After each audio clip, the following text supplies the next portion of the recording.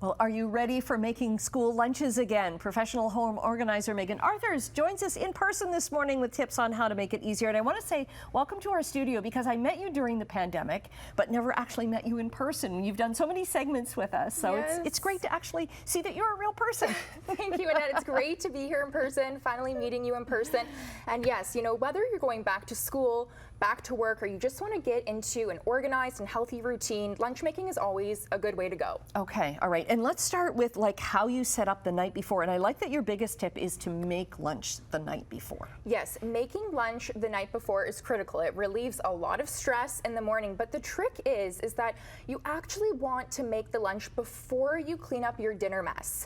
So you cook dinner, you eat, and then you make lunch, and then you just do one big tidy up. So you're not creating two messes and two tidy ups in the same evening. All right, and you got to know where to get things or where to store things. And this is a great idea for water bottles because I find water bottles come in all different heights, so they don't always fit into a drawer or into a cupboard. Yes. I like this idea. Yes, so this is a water bottle organizer. It's a 3-tier system, and water bottles are awkward, right? They become a pain point in a lot of households. So this way, they lay flat on their side, and you can easily just store this in a cupboard, on a shelf, makes it really easy to retrieve your water bottles. And another pain point is Tupperware. You know, Tupperware becomes a hassle in a lot of households. So we know there's 2 ways to store Tupperware. Of course, the lid already on the base, which if you don't have a lot of extra storage space, not ideal. So here I have a Tupperware lid organizer. So I actually filed the lids in order from largest container to smallest, and it just makes it so easy to retrieve your items,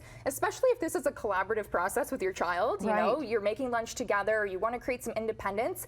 These solutions make it really, really easy for them to help themselves. And just having the bowls kind of storing themselves. I got to admit, I already used this tip. I found it was like an old magazine or paper. It was an office supply thing. And I use that but I have too many lids for not enough spaces. So yes, yeah. That's the thing. We tend to have too much Tupperware. Yes. And so then what's our next tip here? Okay, so our next tip is to get your child involved. So this is fun. I know we've talked about this before, Annette, how not everybody loves organizing as much as we do. So how can you create a game or an activity? So this one's fun. So you're going to take 3 bins or baskets and put them in your kitchen, and each have a label on them. So one says pick 1, one says pick 2, and one says pick 3. And of course, you get to put the contents in the baskets, and then your child goes shopping for their own lunch in the morning, so they know how many items from each basket to put in their lunch. So they feel independent, they feel freedom to choose their own snacks, but you're still playing an integral role in deciding what's really going in that lunchbox, right? You don't want too much sugar. And you know that they're getting stuff that they're hopefully not going to trade away or leave behind. They're going to eat. Yes. They're going to eat. Yes.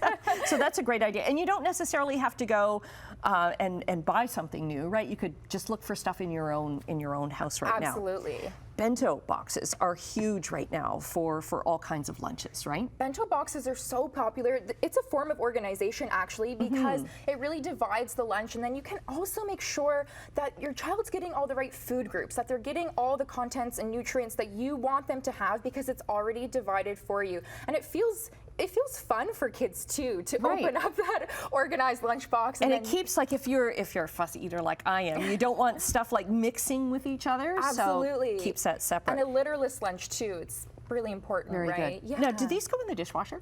They can. They can. Okay. Yes. I like washing things by hand, but yes, they do go in the dishwasher. All right. You have a Lazy Susan here. That's cool. Yes. So these are, you know, it's important to be mindful of home snacks versus school snacks. So anything that comes in small individual packages like granola bars, trail mix, these are good for packing because there's no fuss, right? You just throw them in the lunchbox. Okay. Items that come in larger packages and bags are good for home snacks because you're going to pour them into a bowl or container anyway. And yeah, I love the Lazy Susan. I like decanting all my granola bars into something clear so you can really see what you have. And also, you know, it's so hard to find good snacks these days. Very cool. Okay, we'll get the links to your websites and your blog and everything up on our website, chch.com, so you can follow Megan and get all of her organizing tips.